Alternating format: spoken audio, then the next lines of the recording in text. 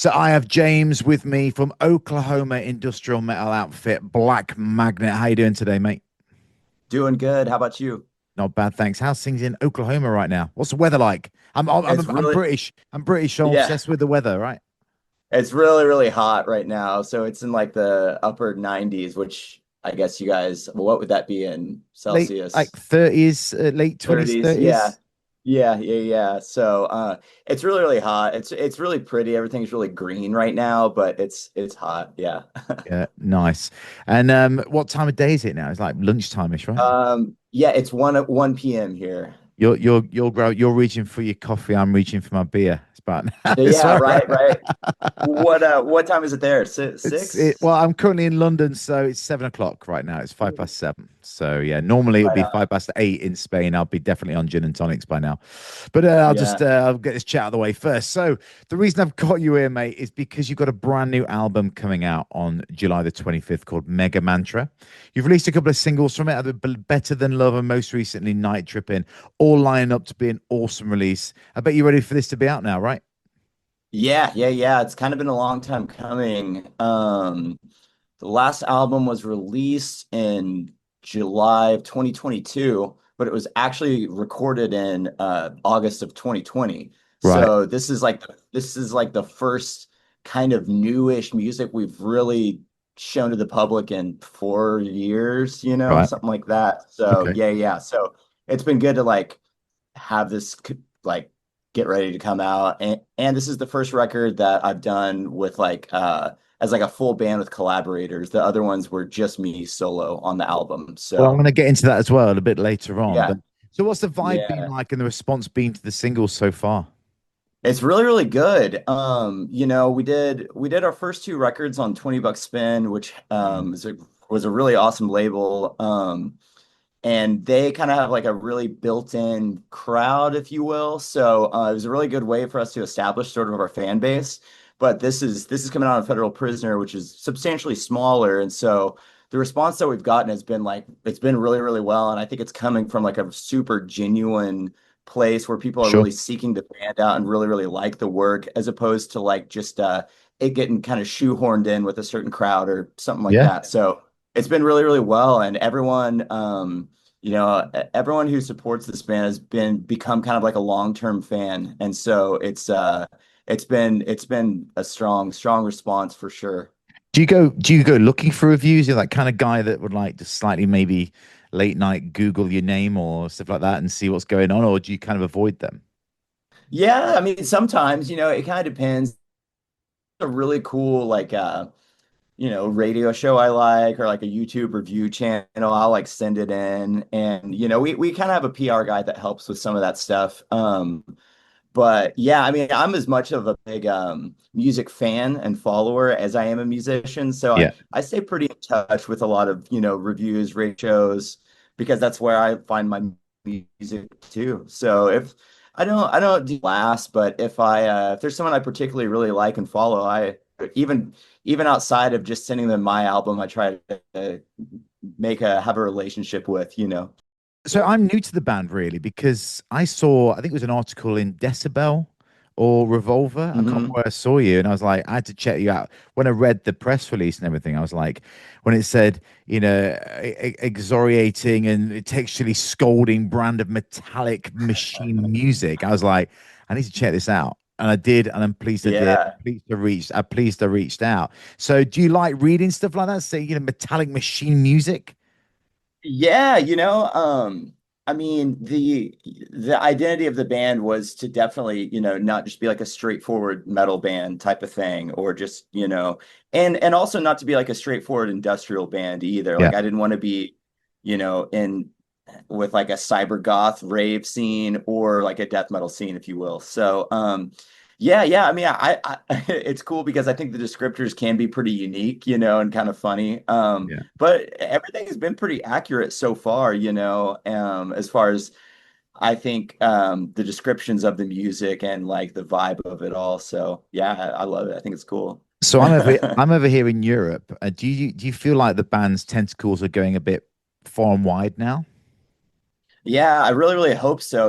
We like this band really got like our first record came out right before the pandemic, All right, God no. and we had like basically 6 months of tours cancel with the pandemic. And so the initial launch of the band was it got a lot of coverage, which was great, but the touring side of it really, really got stifled at first. Yeah, So it was really hard to I guess hit the ground running. It was hard for everyone, but especially a new band that kind of was getting our our feet under us, and good label, good booking agent. And yeah, we were actually supposed to come to Europe last year, but the festival we were playing got canceled, which sort of was paying for the rest of the trip. right. So Yeah, we're able to do that. So we're ready to come to Europe as soon as possible. Our last two records are distributed through Nuclear Blast in Europe, and that was only like a recent thing. So I think that also helped um, getting the albums in the huge. hands of people, especially physically. Yeah, yeah, yeah. Absolutely, absolutely. Now, going back to the basics of how you make your music, how do you approach the writing and recording this incredible industrial noise, should we say? How do you create it? Yeah, I guess around like 2016, 2017, I was getting really, really into drum machines, synthesizers, just like general like electronic music programming. Yeah, And I had kind of like I'd quit a couple of the bands I was in, and so I wasn't really jamming with a lot of people. I was filling in for some other bands, but it was like using that type of instrumentation, electronically. I could write music by myself, and because I wasn't jamming with people, I really started like putting a lot of my creativity into just being able to write alone. yeah, And I'd always been a metal and hardcore guy, and it wasn't even so much a conscious choice to want to make an industrial band, but it was more like this is what I can write by myself. right. And I'd always loved that kind of music, so it just kind of happened naturally, I guess. So yeah, pretty much everything starts in the box in the computer with a drum machine, and usually kind of starts with the drum machine beat and like just a brutal riff, and then I'll put it in Pro Tools and kind of mess with it and chop it up, and then I'll mess with some synth sounds, then mess with just like noise, white noise, atmosphere. And so all the songs have like there's like 10 versions of each song where I'm sort of cutting things in and out and just experimenting with natural guitar sounds and electronic sounds. And yeah, that's pretty much the approach. So the music is very based around like the sonic palette that I've chosen to write within Yeah, versus like a an overall song idea in my head from start to finish, I guess. So I get it it. develops as I'm writing it. Yeah, yeah. And I'm going to get to the history of the band and you and everything, how you brought people into it. But just for this question, how is the collaboration now? How is it different with playing with others compared to and writing? Have they been involved in that, or have you just taken control of the whole thing? Yeah, yeah, they have been involved. It's been really, really good. I do think there's a lot to be said about being able to, write an idea by yourself from start to finish, and there's a Sure. certain amount of, purity there and stuff. But it, you know, it did take a long time to sort of not a long time, but had to be sure I was collaborating and playing with the right people Of type of course. a thing. And Yeah. then, sort of establishing how I was doing it and how they wrote on their own creatively. So, it Yeah. took a couple years to get the vibe of them just kind of playing live with me. Um, but at this point, since we've been playing so long, and on this last album cycle, like writing and recording it, it's been awesome because everyone's been in the band for about 4 years now, so everyone's gotten had time to get really, really adjusted. And I would say the biggest advantage to having them has been just quality control. Nice. There's like a lot of stuff that I'd kind of like maybe I wouldn't let it slip by, but stuff I wouldn't even recognize or know that it could be better or it Yeah. could get reworked in a new way, just like anything else. So It's almost yeah, like a that's been the biggest. soundboard, isn't it? To be able to make sure you're going down the ex- right path and keeping yourself, Exactly. having someone to check you. And everyone else in the band also is pretty savvy with like electronic music and engineering audio. So Yeah. we're just constantly sending demos back and forth to each other now. Yeah. Brilliant. And we can all like we can all work within like an open Pro Tools or Logic or Ableton session. So we That's so all cool. just kind of bounce stuff back and forth, and you know, it's more like we can. It's more about like knowing when to stop versus like when to Got you. or Yeah, like yeah. having lack of ideas. So it's Love it. way more about like man, this sounds good now. Let's cut it, Like it. type I of like thing. it. So So what yeah. obviously you're looking after lyrics. What themes are running through your tracks? Obviously in the States at the moment, there's so much to write about from a music's point of view. Yeah. It's like you got so much. If you want to go down that route, I don't know. I haven't got into the nuts and bolts in the engine room of where your lyrics are coming from. So let's get it from the horse's mouth. You tell me, James. Yeah, yeah. Like for Mega Mantra was really, really based around just like personal power, thought causation, kind of mind power metaphysics, and like how you know how fast can a thought become or how fast can an idea become causative and become a part of your real life. So we're dealing with like a lot of themes of, yeah, I mean, like personal motivation, man, I guess you could call it manifestation. I don't really love that word, but it's kind of self actualization and um yeah, sort of personal power and going through going through your personal problems, not from like a depressing aspect, but like a defeating it. Like how can I conquer my problems, and how is that going to make me a stronger person? And the more power I felt like I was putting into my subconscious of getting through the things I needed to get through, the stronger it became. And as I was going through that, I was also putting a lot of, you know, conscious and subconscious thought on my confidence in the music. And I tried to kind of create an interplay of my personal practice of getting through personal difficulties by using my subconscious and positive thought and strength and affirmations Yeah. and I guess psychology to write this album. And when I started writing the lyrics, that was just kind of the stuff that started coming to the surface, Yeah. not only just with my own thought process creatively, but lyrically too. So Mega Mantra is kind of like representing, the album as like this is like a mantra of what I was working with mentally at the time. Got you. So Got you. that's where a lot of the stuff is coming from. If that makes sense, Yeah, it's it kind does. of Yeah, a yeah, yeah. It abstract does. idea. For Yeah. sure, for sure. And you said you're a music fan as well. Do you ever write with the listener in mind? Obviously, do you write as a from a listener's perspective, or like what you'd want to hear? Yeah, it's funny because I'll hear like maybe like a Godflesh song or a Ministry song that I love, and then maybe I would think to myself like, oh, what if it did this thing? Yeah, Like what if it made this move next? Or, I'll start combining a song where it's like, what if this song in what if this part of this song was in the middle of this song, but it was slower and that type of a thing. yeah. So it's more like me as a listener, Got you. like I kind of like try to treat like how would I like want to hear something as a listener, but as far as like caring about what another listener that maybe I don't know would think, it's more like I don't ever like read reviews and think like, oh, I missed the mark on this thing, but I definitely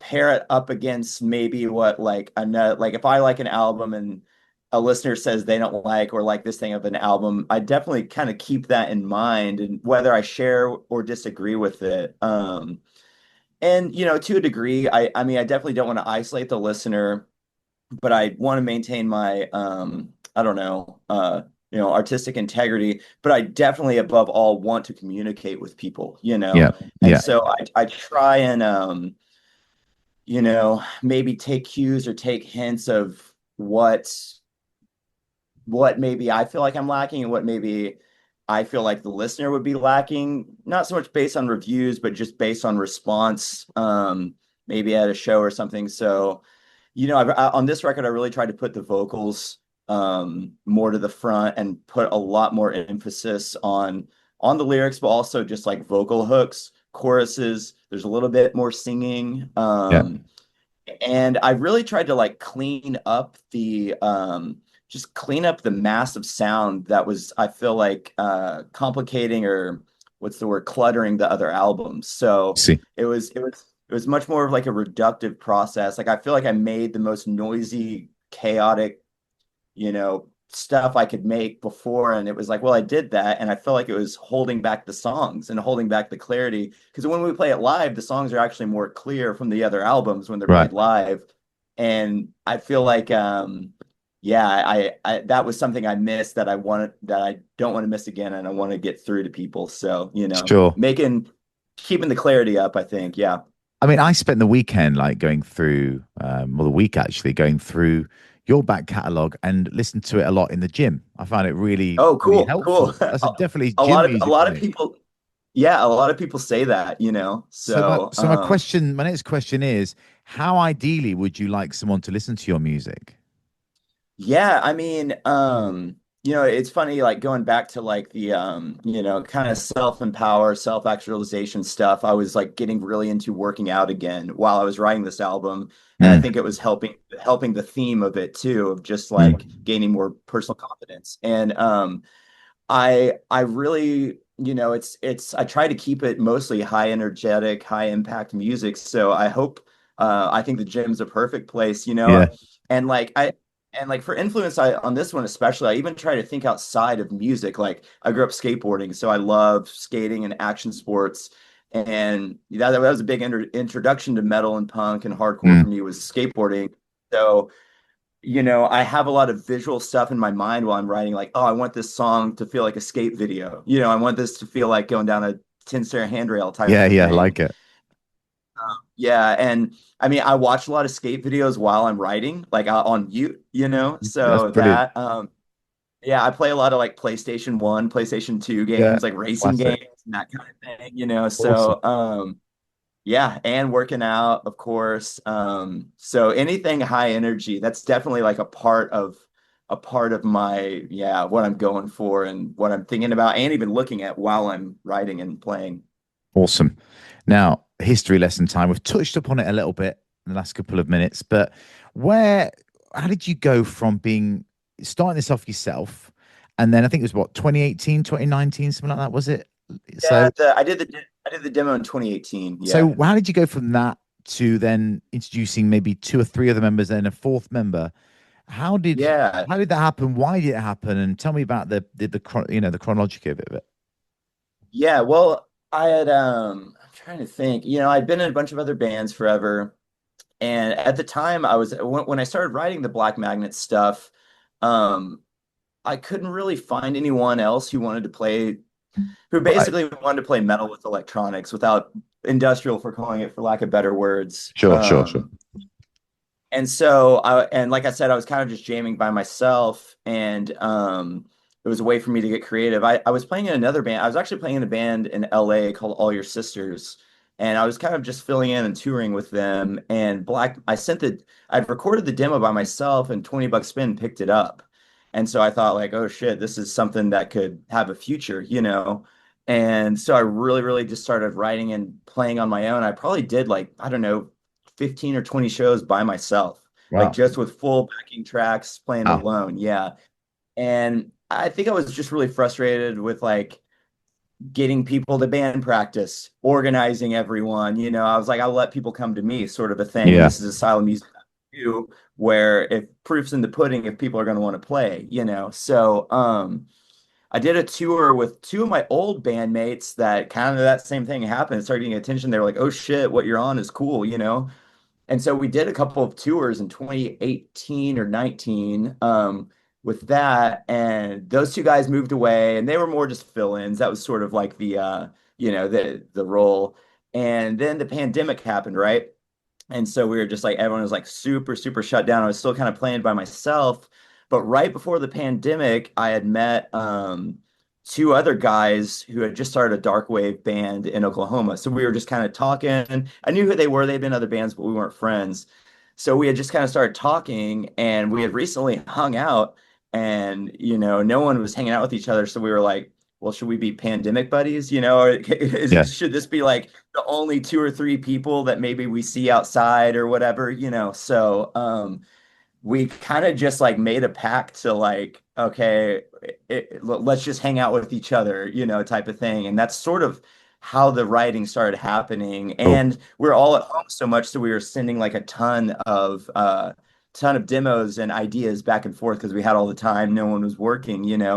So, yeah, that was how I added my permanent guitarist, whose name is Ryan Bratcher, which that was really probably around 2021, I would say. And then the keyboard player who's on the album, his name is Eric Gorman, and they were in that band together. They were in a dark wave band together. So we all three became pandemic buddies, started sending ideas. Then once things started opening up, we started jamming again. Yeah. And then our drummer at the time was just a friend from other bands. He's a little bit younger, and he was in a couple cool bands and just liked Black Magnet, so we asked him to join.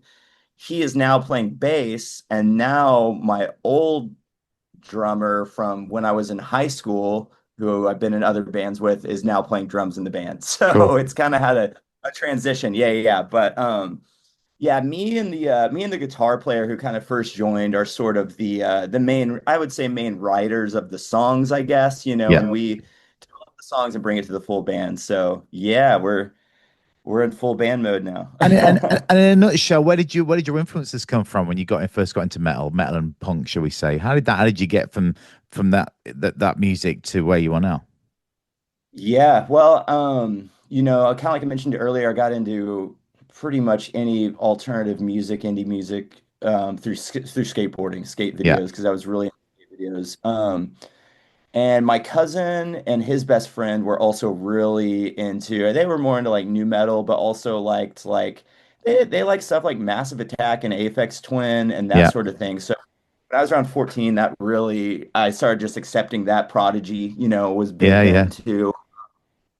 And so I just started, yeah, that really opened things up, just buying CDs relentlessly.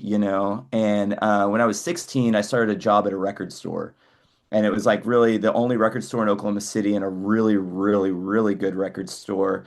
And so the owners of that store were incredible, just had awesome taste. So really from that, they kind of, knew what I liked, and then just opened the floodgates and showed me like the deepest levels of every subgenre possible. Brilliant. So that was really, really high. And they were the kind of guys that the core and essence of the art and the idea was cooler than what was popular, or what was Yeah. clean or what sounded. So they started showing me stuff like Big Black and Godflesh and like Melvins, all the Man's Ruin record Mm. stuff. Like Frank Kozik had a couple art shows at the record store, and Right. so just all that type of stuff. Yeah, that I worked there almost full time from age 16 to like 19. So Brilliant. I got exposed well. Are you Yeah. from Oklahoma originally? Born and bred? I am. Yeah, yeah, I am from Oklahoma. Born and raised. I lived in Austin around 2013, and then lived in San Francisco and Oakland from 2013 to 2015, I'd Right. Okay. say. So Yeah. I was gone for about maybe 2 or 3 years on and off, just doing other bands and stuff like that. With But yeah, most California, I can understand what the scene's like, but what's the scene like in Oklahoma?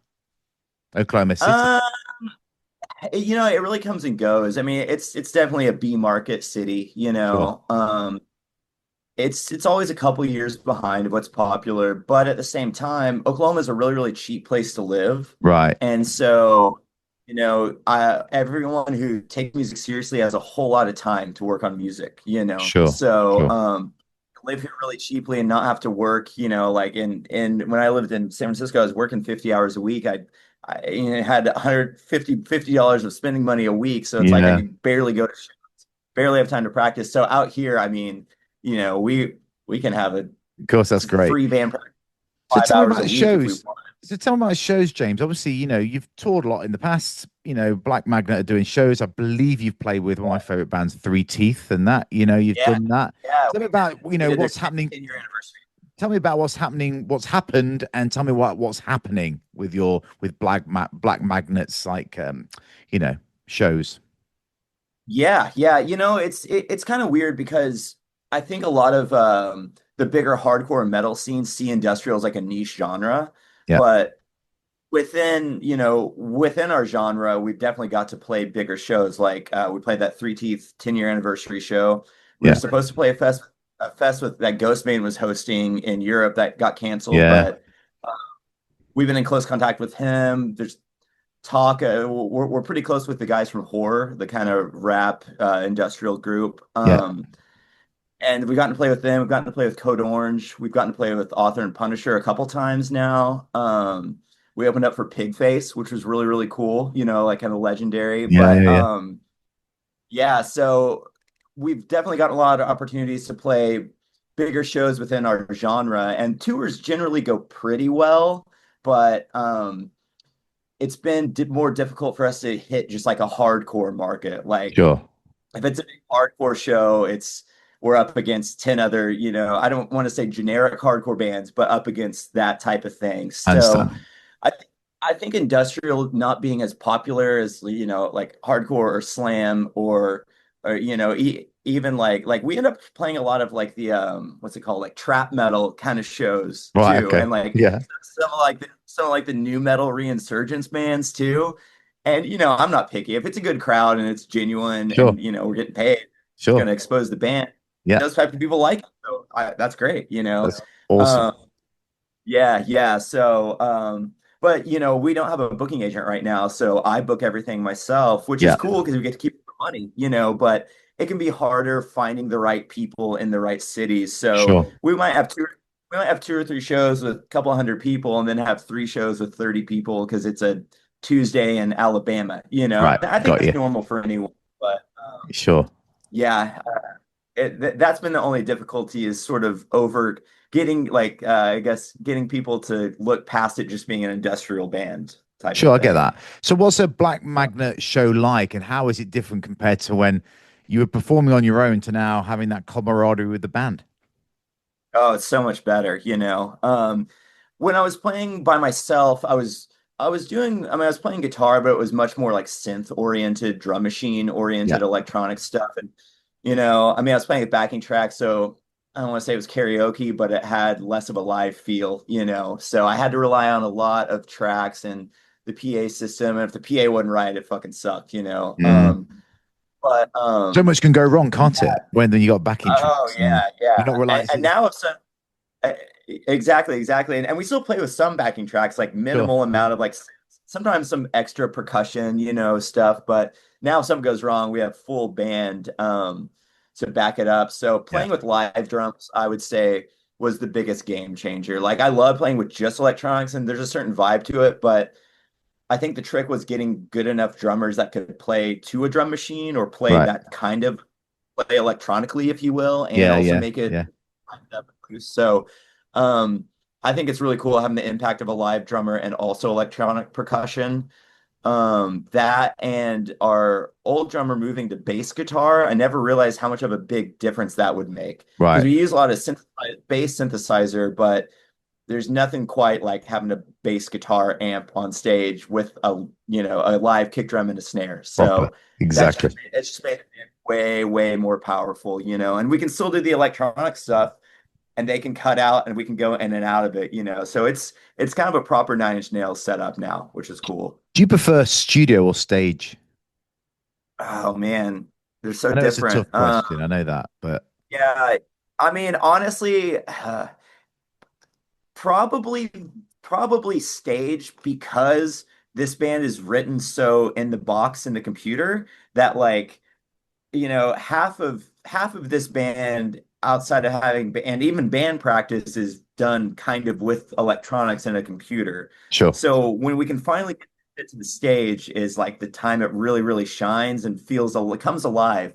And being a kind of an electronic based band, it can just start to feel a little sterile when you're pressing buttons all day. Even if the sounds are massive and gnarly, you got to take a break and get out of the computer for a while to remember that it's like real, Yeah, I that it's get you. like the outside world, not just inside like a little computer screen, computer game. But like pretty much how we record is we write and record all our demos at home, and then we take that to a studio and then re-record the acoustic instruments again, type of a thing with like much better mics and equipment and Yeah. processors and that type of thing. So that process I really, really love because you can actually, we'll have like a pro engineer behind us cleaning up all our messes so we can hear a little more clearly. Yeah.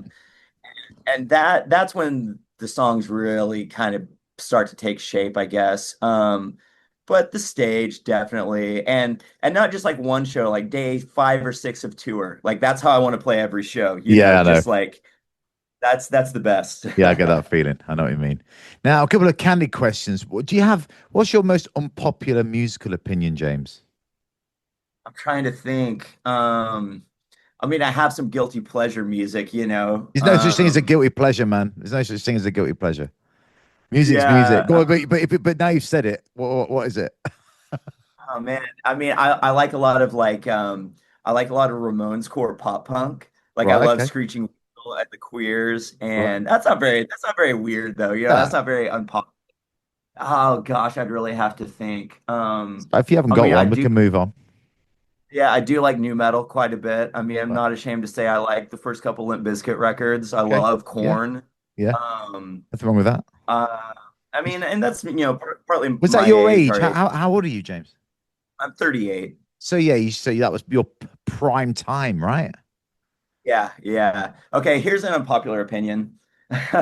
Maybe it's unpopular, maybe people can agree. Is that there's so much like strong political stuff in music and in art and in the world, which is I think super, super important. But I believe your musical skill and practice should keep up and level up with your message and political views that you're trying to get across. Yeah. I see a lot of I see a lot of like I guess weak or unpracticed music going around that doesn't have or message going around that doesn't have the music to back up what Yeah. it's Yeah. standing. I get that. And so I think that that is something I think that practice and your skill, and not saying you have to be like Beethoven, but or Van Halen or whatever. It's sloppy bands are amazing, but if you're not, if you're not really practicing what you preach in the music itself, then do you really believe what you have to say? Okay, So, then do you think that non-metalheads should wear metal shirts? yeah, yeah, I do actually. I think it's sick. Kim Kardashian wearing a Mayhem shirt, who gives a fuck, Like. And like, like I mean, even with the black metal thing, I mean, like I Kanye love West black wearing a metal. Burzum shirt, it's Yeah, exactly. But like, bizarre to see. I mean, all the early black metal dudes were cheesy and kind of posers anyway, and that's what is sick about it, Like that's like the In a cringe is twisted what makes it way. In a cool. Yeah, twisted you way. know what I mean? Like This is a question I can ask you probably genuinely because in Oklahoma State, do they have the death? Do they have death row? Do you have the death penalty? I I think so. Okay, good enough Or for me. If you went out and murdered someone, James, what would your death row meal be? um hmm. Oh man. I'd probably have to say I mean, probably just like a nice big fat ribeye steak. It's good enough for me. That sounds good. What trimmings would you have? What would you have on the side? Oh man, probably like mashed potatoes and gravy. Oh wow, so American. Not fries, not Yeah, chips. exactly. Come on. Yeah, exactly. Maybe asparagus, something like that. Now, But what's on the bucket list for the band? We're coming to the end now. What's on the bucket list for the band? What would you like to achieve that you haven't achieved already that you think, fuck, that's pretty good. We've done that. really just more tours. I would like to get on a really, really good support tour. Like a lot of the bands like a lot of the bigger bands we played with just happen to not be like touring a ton right now. Like a lot of the connections we've made that Yeah, like, oh, we'll take you on a tour yeah, when yeah, it's yeah, something happens. So, um, really just getting on a really, really good support tour, yeah. something with like maybe Cavalera, Sepultura, Nice. that kind of vibe. Nail bomb, And something like that. Yeah, it'd be cool. oh my God, that'd be fucking awesome. Yeah. Yeah. But Yeah, I mean, we've gotten to play with a lot of bucket list bands type of thing, and it's kind of weird with our genre because, as a music fan, I don't think of everything as so genrefied, but a lot of people do. Yeah, And no, no. there's really not a lot of bands between our level, Three Thieves level, and say like Nine Inch Nails. Mm, mm, So I mm. think I would like to see maybe more bands in the style, but also just people maybe expand their horizons and what they accept as like intense extreme music Yeah, because you see people in a fucking like hate breed pit wearing Nine Inch Nails shirts and you're like, well, yeah, there's for that too, of course. type of thing. More touring, a little bit more money in the band, just so And that we can and tour. come to Europe. Yeah, exactly. We had been talking to a few agents, but we were actually supposed to do two festivals that got canceled, which made the rest of the tour not possible. Sure. So, Yeah, I know. It but sucks. yeah. I mean, come to Europe is huge. That's definitely a big thing. I think we do well there too. I so would. You so would. Now that leads me perfectly into this segue because this question I always ask when I've got a US guest on, who has music or metal the best, US or EU? Oh man. Uh, I mean, I would say death metal, US. Um, but of course, black metal or power metal Or metal in or general? UK, baby. exactly. Yeah, metal, the Yeah, genre. yeah. So I'm not trying to Definitely. influence your answer, James, man. I'm not trying to do that. No, definitely EU. But as far as I think death metal and grindcore goes, Yeah, and like that type of stuff, yeah, yeah, for I sure. think the US. But I think EU still has better punk and hardcore than the US. Right. Interesting. Interesting. That's like my like. I mean, of course I love the classics, Negative Approach, Black Flag, all that. But Yeah, like, I mean, I'm a huge Oi fan too. I yeah. like All right. seven stuff. So it's hard for me to like that. Like the American stuff more. Yeah. Sure. Right. What three words describe the band up the best? It's kind of our slogan, electronic industrial punishment. Perfect.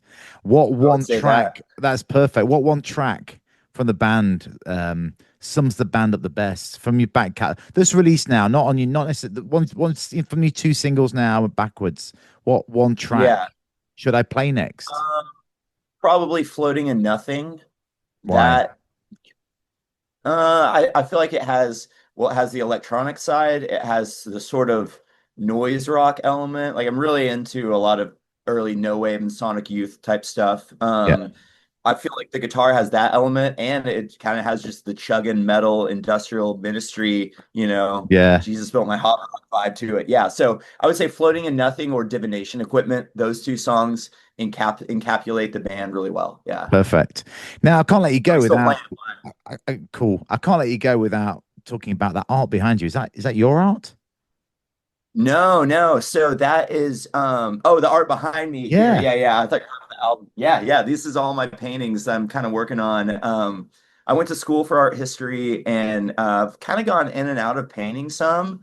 Um, but I've really kind of hit it hard in the past 2 or 3 months and trying to maybe like make a little income off of it if I can, Cool. supplemental stuff. So yeah, Well, that's it's also perfect. been a really good way. How can people find you? Yeah, I mean Black Magnet, Yeah. on Instagram, blackmagnet.net. I mean, I'm starting to post a lot of my personal art on my personal Instagram, which is at James to Death. And I'll make a website for all of that too soon. So yeah, I'm trying to get into making show posters, Mint. doing art shows, I've always made zines, that type of thing. So Very cool. definitely trying to make that another element of something I do. Yeah. And I it's a love good it. way to like take a break from music. Like Sure. it kind of started after this album cycle. I was like, fuck, I gotta take a fucking break from the machine. Yeah, I love You it. do something with in person. So my final question is, and the most important one, what's the most used emoji in your phone? I have to know. Oh God. Let me look. Probably the devil Yeah. emoji. Smiling or evil. There's two. Yeah, isn't it the same one? Yeah, there's two. There's one that's like not more angry than the other. I'm sure there is. I think there is. Where is it? Where is this? Which one do you Oh, use? he's not even at the front anymore. Oh man, he's Okay, been bumped it's down. generic. It's the laughing cry face. Oh yeah, good The one. laughing cry face. I love it. That one. I also like what is this one? I made a thing of me. So that's like I love it. that's in the top one because I send it to That's my friends to annoy all the time when they ask me that's a funny. question. That's your own Yeah. meme. Well, listen, James, thanks so much for joining on the show. Good luck with the album. I'll be playing tracks for the next few weeks, and I hope Awesome. to see you one day soon. And good luck for the rest of the year. Yeah, thank you. Thank you so much, man. I appreciate it, Dan.